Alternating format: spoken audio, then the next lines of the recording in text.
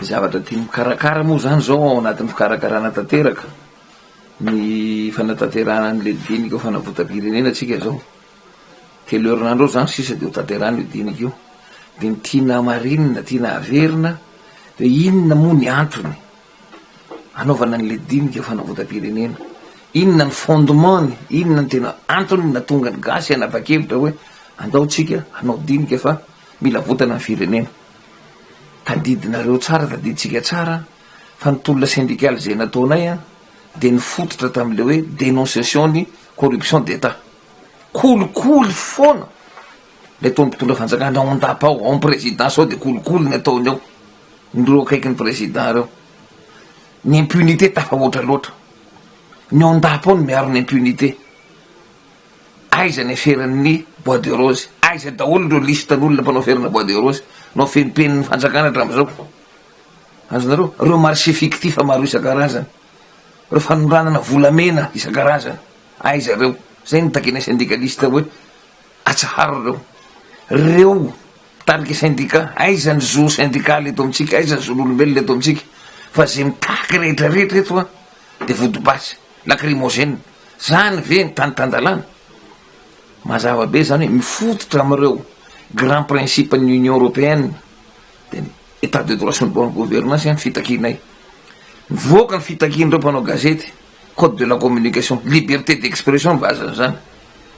Reny ve ny texte mba miaro ny liberté d'expression, mangataka fanantonana n'olona. Reny dénonciation nataony ny telo misesy nataony conférence des évêques. Reo zany ny fondement hoe tsy rariny intsony, tsy rariny intsony fomba fitondrana eto Madagasikara, tsy rariny intsony. Ny arenany gasy ohatra ny arena Dalato fa zarazarana tsisy formalité tsisy ninona. Ny tandrony gasy ny droit de propriété, atteinte au droit de propriété eto satria propriété privé traditionnelle la gasy tongisina ohatrany tsy mananjony gasy eto amin'ny taniny. Zany ange ny divany gasy, zany ange ny takina dinika fa sao dia adino am'izao fotoana zao mantsy a manoloana an'le fahazahoana an'le hoe FEC avy amin'ny fonds monétaire teo de tady geste amin'ny fanjakana eo na sy financement zay fa aloha hiasa zany remo a tsy mahafoana ny corruption d'état nataonareo, tsy nafoana ny heloka nataonareo, ny inconstitutionnalité rehetrarehetra fa ntikandalana rehetrarehetra nataonareo teto a fahazahoana ny FEC io. Ka na misy FEC na tsy misy FEC a dinika tsy maintsy atao raha tiana ilamina fitantanana ty tany ty. Zay zany no adevitra lehibe hoe miverina mihitsy hoe inona moa ny antony anaovana an'le dinika, inona ny antony anaovana an'le dinika. Zay zany voalohany. Faharoa, inona no atao ao anatin'le dinika? Ny atao anatin'le dinika de tsotra priorisena inona moa ny tena olana an'ity firenena ty mampahantra ny gasy ty, inona ny tena mampahantra antsika gasy, priorisena zay.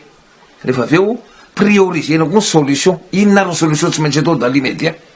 Fa tsy akandrasana 2018 zany ty podika vary lafa mbongadina eto Madagasikara raha zao nandrasana 2018 de ao anatin'izay inona ary ny rafitra hitatana an'ireo problème maika, solution maika re. Zay nge ny atao hoe zay tapaka ao anatin'izay no raha manatanteraka.